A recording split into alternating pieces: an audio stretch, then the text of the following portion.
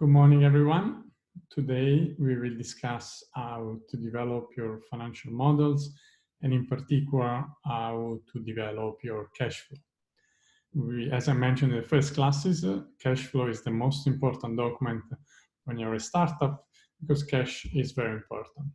But of course, it's not easy to predict the future, but still it's a worthwhile effort. One of the reasons why this is useful is because it's useful for the owners, but also for investors, lenders, to understand what is your projected cash position in the future.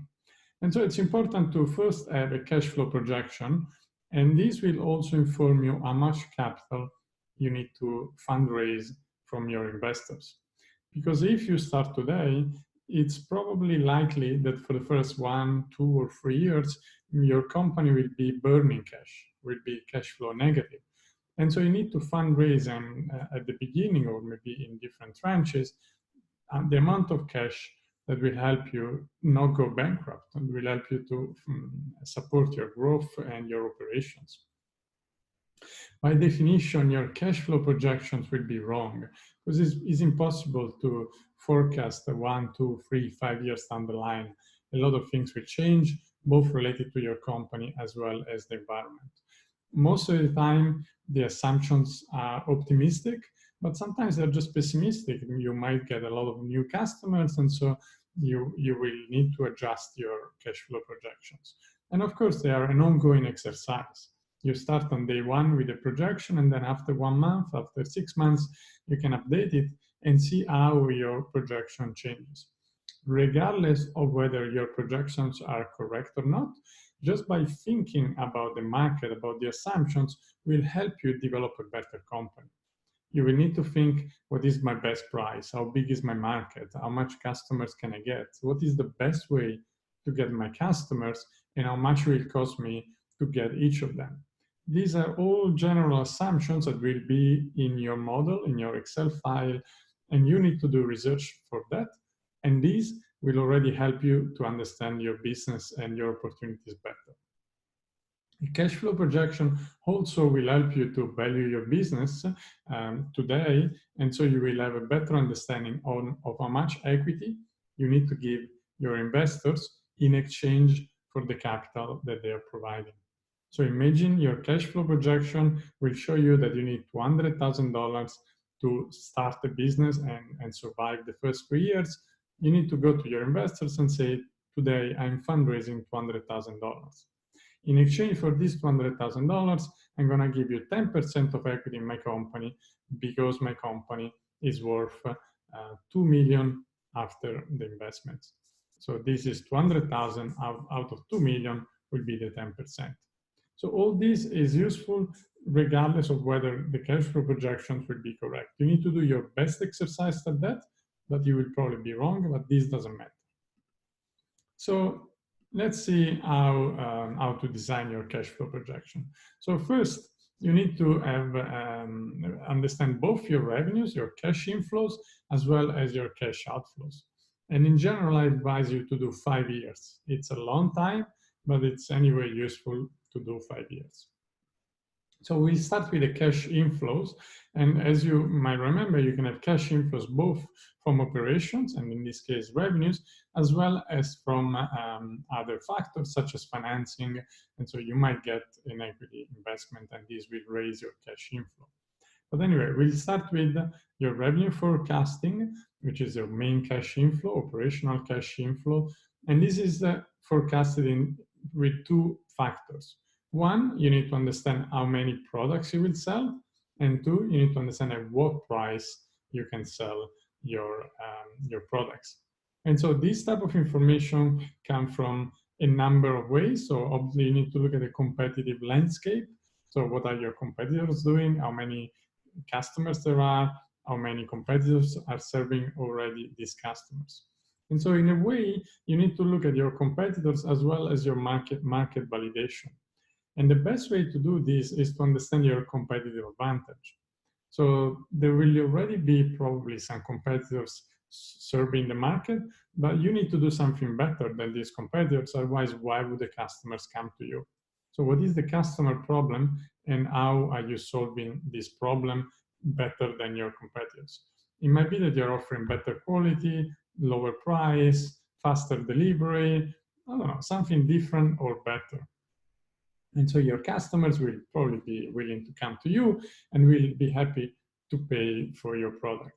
Of course, depending on how much better you are, it will also explain you how many customers you might get and how much they're willing to pay for your solution. If you're only offering the same exact product at 1% discount to your competitors, probably no one is going to buy it. And then, of course, you need to also look at market size as well as potential for growth rate. We'll give you more details later on, but the market might change, and so you might benefit from potential growth in the future. So again, remember, the most important cash inflow from operation is your revenues, and we will look at both how to estimate demand as well as how to choose a price. So in terms of demand, we need to look at the addressable market, and it's important to be very specific. So here, for example, I'm showing you a beautiful Ferrari and then someone painting the Ferrari. So if you're selling paint, it's important that you look at the market for paint, not at the market for cars. And a lot of time I hear students and entrepreneurs saying, well, my market is $10 billion, I'm looking at the healthcare market. And then you discover that they're only selling some small item, which of course, that's not $10 billion, maybe it's $100 million. And so it's very important to be specific, both in the market as well as in the competitors and in everything else. Because you're not competing, if you're selling paint, you're not competing with someone selling tires or windscreens or engines. So your analysis needs to be as specific as possible. Once you're specific, look at the market size. So how many cans of paint are being sold around the world? What is the market growth rate? In certain markets, such as technology markets, growth rates are very strong, maybe 5, 10, 15% a year. So even if your company doesn't increase market share, it might happen that it's increasing revenues just because the market is growing. So what is the growth rate? And also, what is the current and future penetration? For example, if you're selling, I don't know, machine learning, maybe machine learning is not very widespread today, but in the next 10 years might be used for many items, or for many operations. And so the amount of customers will increase exponentially. Is the market fragmented? This means, are you competing with one large company like Ferrari, or you're competing with 10, 20, or 30 startups? There are advantages and disadvantages for both, because if you're competing with some large companies, they will probably have significant revenue, significant operations, and maybe competitive advantages compared to yourself, but they're not going to look at the small niche markets. And so if you manage to position yourself with a niche product, probably they're not going to compete with you, and maybe they will be partnering with you in the future. The other is the opposite is true. If you're competing with 20 startups, they will be very agile. They might go into different markets very fast, but they will probably have the same problems with liquidity, with the operations that you might be facing. So overall, look at the market and try to understand how the market is positioned and how you can operate in this market and potentially grow with the market and gain competitive advantages and market share within the market.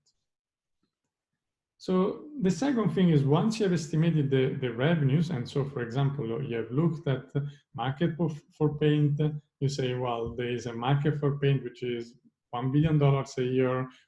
These are the different niches. I'll be focusing on this one and I will do better because this is what I'm going to do. So I think I can capture, I don't know, $10,000 a year in revenues, 100,000 and 50,000 in products sold, sorry, no revenues. Now you need to choose the price. And of course, the price will also influence how many products you're selling. By definition, the higher the price, probably the lower the amount of products you will be selling. So you need to find a good balance between capturing value as well as managing to increase the amount of sales and so generate revenues and profits. So choosing the price has three main strategies. And of course, you can have a mix of these. So the first one is cost-based pricing. And these usually, and we'll see some exceptions, will give you the minimum pricing. The second one is customer-based pricing, and this will give you the maximum pricing. So again, we'll give you details on each of those later on, but this is also what your customers are willing to pay. And the third one is competitor-based pricing, which is a good reference point to see what your competitors are doing. So first one, cost-based pricing. So this is based on the cost per unit that you're selling plus a margin to generate a profit. For example, if you're selling a can of paint, you say this will cost me $10, and so I will want a margin of 20%. So I would sell this at $10 plus 20% margin, $12 per can of paint. So this usually is a price you don't want to go lower. But of course, there are exceptions, and see what type of exceptions you might have. So you might recognize some of these examples. So for example, you see that the PlayStation in the bottom right corner usually sells the consoles at a low price, maybe losing some money on each console, but this is because they will generate future revenues from, for example, video games sold or accessories, and they will have a very high margin on this. So the same applies, for example, to the printers.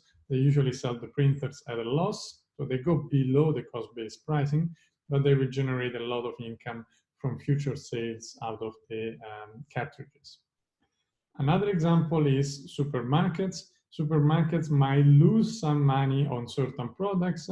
They're called loss leaders to bring you in the supermarket, and then they will make profits out of whatever else you buy. Dropbox is a prominent case within internet platforms. Dropbox offers you a free entry product in which, of course, they have some losses, but then once you upgrade to a premium version, they're going to generate a lot of profits on the premium memberships.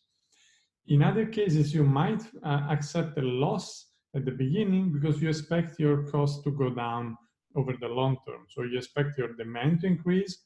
By having economies of scale, you will be reducing your cost per unit, and so the price will catch up. The cost will catch up with your price, and so you will start to generate profits.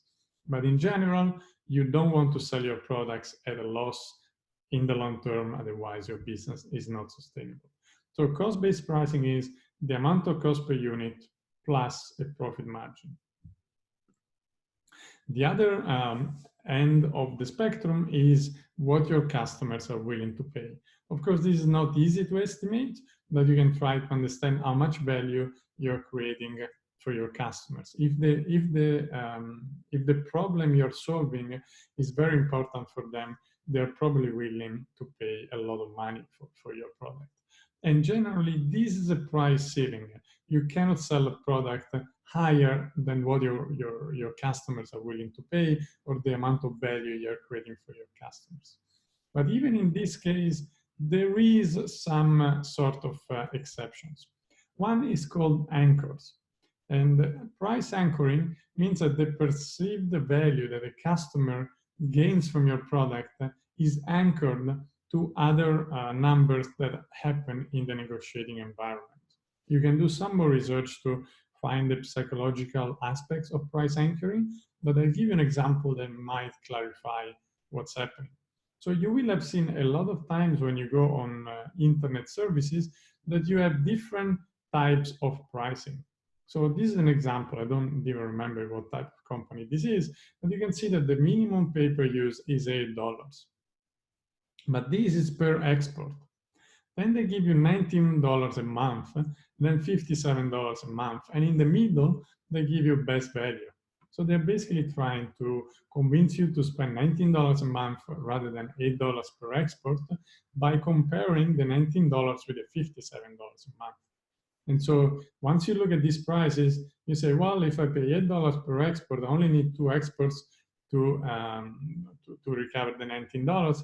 And anyway, $19 is much cheaper than $57. So $19 is good value for money. And so you go for that. probably for this type of products, a lot of customers are only exporting one product. So what the company is doing, they are moving you from the $8 to the $19 value.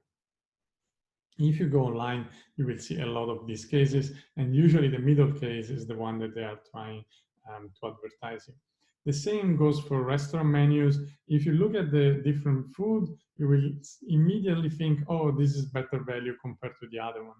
And there are actually strategies for restaurants to sell you wine and food that gives them the best margin by including those products in between other competing products, and they show you better value for the higher margin food items. So competitor-based pricing, which is the last one, is just look at your competitors' prices. And of course, you don't want to be either too low or too high. So see the type of value that your competitors are offering, and you just keep this in mind to fine-tune your pricing options. And so remember, you estimate demand, so how many products you might sell, you choose a price, which of course influences demand as well, and these combined will give you the revenues and your cash inflows. Now we are going to estimate potential cash outflows. Remember, in these type of outflows, you need to include every cash expense that you have in a certain amount, certain period, or certain year. So we have divided for the break-even analysis in the previous class cost in 3 types. One is fixed, one is variable, and you also have semi-variable or semi-fixed. But in this case, I also added another category, which is variable, but that impact your revenues, that influence increases your revenues. I will touch this later on. So in terms of fixed cost, you might have R&D expenses, employee cost, lease, rental cost, you name it. Every company will have a different cost structure and different types of cost. In certain companies, you might have that different costs become fixed or variable depending on the business model. But in general, these are just examples of fixed costs you want to look at. And then you have variable cost, for example, raw materials. If you sell more products, for example, more paint, you will need more liquid, more coloring, and so this will just increase proportionally to how many products you're selling. And finally, you also have variable cost, but this cost will increase your revenues. And so, for example, if you do more marketing, these will probably increase your revenues that you manage to generate. If you hire more sales personnel, you will probably generate more revenues, and by generating more revenues, you will need to pay more commissions. So the reason why I'm dividing the cost in these ways is that when you do your Excel file, you can create formulae that will change progressively. For example, you say, okay, now I have $1,000 in marketing, and then you say for every dollar in marketing, I will have 1 new customer. So you can do $1,000, and then you put these times 1 in your product sold. And so you will see how your budget changes consecutively. So when you do your Excel file, try to use as many formulas as possible so that once you change one number, all the other numbers will change. The fixed will not change much.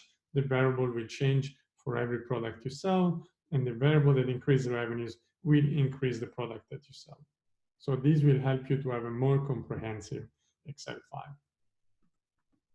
So these, you just start from your office and you create all these beautiful projections and you think these are great.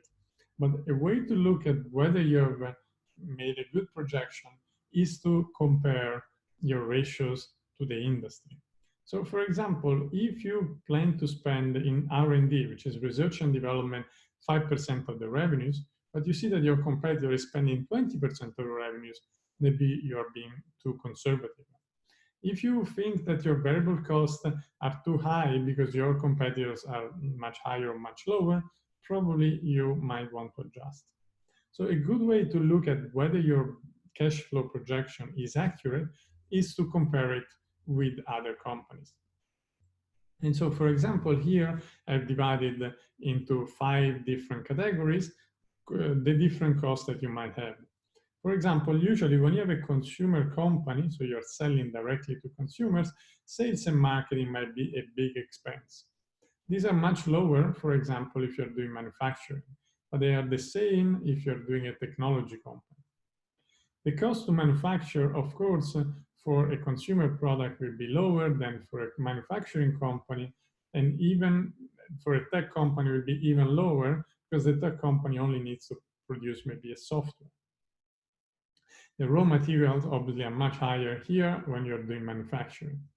And then finally, your profit margin is probably lower when you're doing consumer than when you're doing technology. So this is just examples. So they might vary depending on your industry and your exact product, but these give you some indication of whether your cash flow, your cost structure makes sense. If you're doing consumer and you're only spending marketing 20%, maybe you will struggle to gain customers. So look at comparable companies and see whether what they're doing is in line with what you're doing. There might be variations, but if there are, you need to explain why there are variations.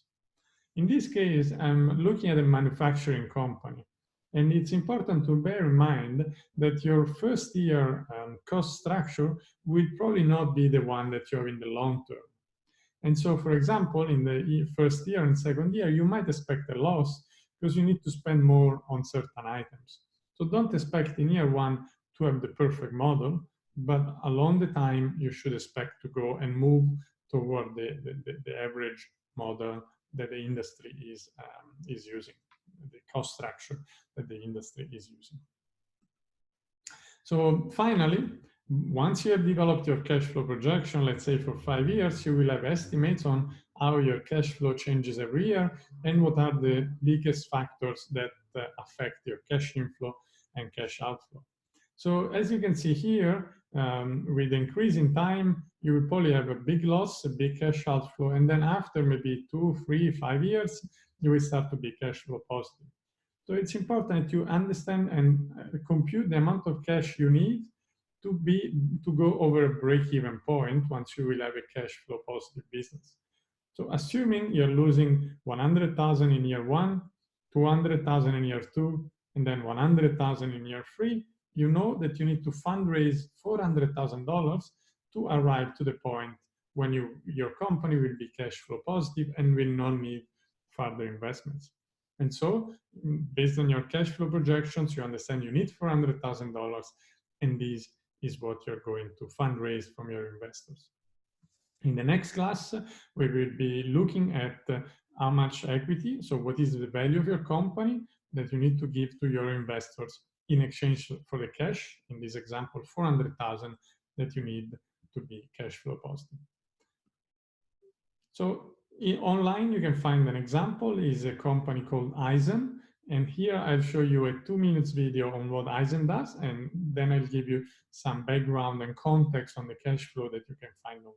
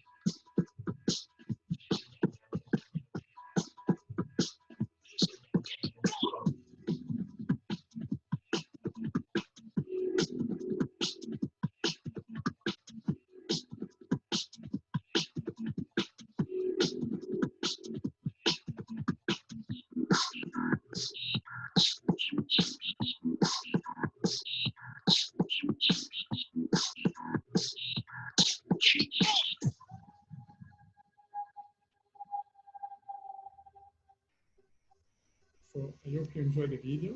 So i-sen was a startup that I was collaborating with approximately 9 years ago in London. And it was a sport entertainment network. And the idea was to have a sort of social network with interactions between teams and fans. It was free to play, but then there were some premium features. So, for example, you could buy t-shirts or logos that you could use online. There was advertising, advert games, so games sponsored by companies, and all these would generate revenues. Of course, it was a website, so it was mostly a tech company, software company, with mostly employees and technology costs. So I have uploaded online a cash flow projection. So this is the main tab you can find in Excel, but there will be more tabs that will go into the details of the cash flow projection. So here you can see the amount of months. So it goes farther, but for ease of interpretation on these slides, I've cut it 1 to 4 months, 5, 6, 7, different versions of the product, and this is the amount of cash, amount of investment required. And here you can see users and cash in hand. So for example, here we start with 200,000 in cash. At the bottom, you can see there's a net cash change, negative of 65,000. So you go 200,000 minus 65, 135. Next period is 36,000 loss or cash outflow. You do 135 minus 35, you are approximately 100,000, and so on. Here we have all the different revenues, which in this case are the main cash inflow on top of the investments. You can see there's no revenues for the first basically few months, probably until month 8. There is not many revenues, and then we start to generate an increasing amount of revenues later on. The cash inflow will be in total will be the revenues plus the investments that the company is obtaining. Then here we have all the different costs. For example, we have employment, both corporate and technical. We are buying some computers and so on. Of course, we're also doing some marketing, which is here, and marketing will then help to generate revenues in the future periods. The difference between the revenues and all the different cash outflows is the cash flow here. So since we have 0 revenues here, there is a negative cash flow of 64,000, which is the cash outflow that you have here. Taxes are here, but remember, you don't pay taxes unless you generate a profit. And so in general, I discourage you from using taxes because these will complicate your cash flow projections much more. Again, look online, this is available for download, and this will give you a good base, a good initial understanding of a cash flow projection. So I hope you guys have enjoyed this class on how to design your cash flow projection. In the next class, we'll be looking at how to value your company. Thank you very much for your attention.